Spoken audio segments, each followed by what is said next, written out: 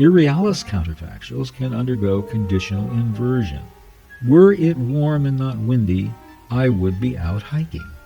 What is relevant here, and to our previous discussions, is what the eminent philosopher David Kellogg Lewis, who actually wrote a famous book entitled Counterfactuals, had to say about such things.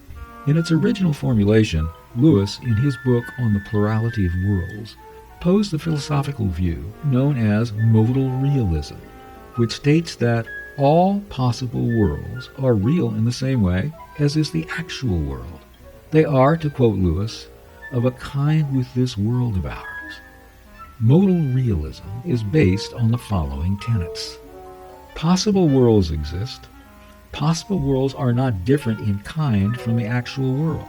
Possible worlds are irreducible entities. The term actual in actual world is indexical, which is to say that any subject can declare their world to be an actual one, much as they label the place they are, here, and the time they are, now. What made Lewis's views about counterfactuals controversial is that whereas Stallnacher treated possible worlds as imaginary entities made up for the sake of theoretical convenience, Lewis adopted a position his formal account of counterfactuals did not commit him to. In Lewis's formulation, when we speak of a world where I made the shot that in this world I missed, we're speaking of a world just as real as this one.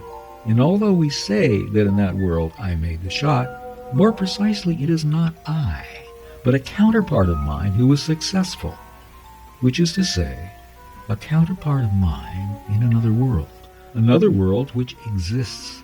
In another world, the woman I loved, with whom physicality was not consummated, was in fact consummated by a counterpart of mine in another world, in a world which exists. According to Lewis, actual is merely an indexical label we give a world when we are in it. When Lewis tells us that there is a plurality of worlds in which a counterpart of mine is doing things that I am not doing in this world, and that, for this counterpart of mine, that world is for him an actual world, this returns us once again to the entire notion of the subject.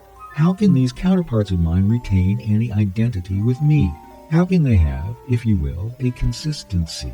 French philosopher Alain Badiou has written a tetralogy of important philosophical treatises, just as I have written a tetralogy of novels.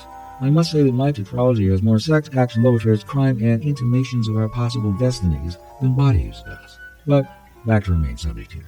The first volume of Badiou's tetralogy, published in 1982, had the title Theory of the Subject.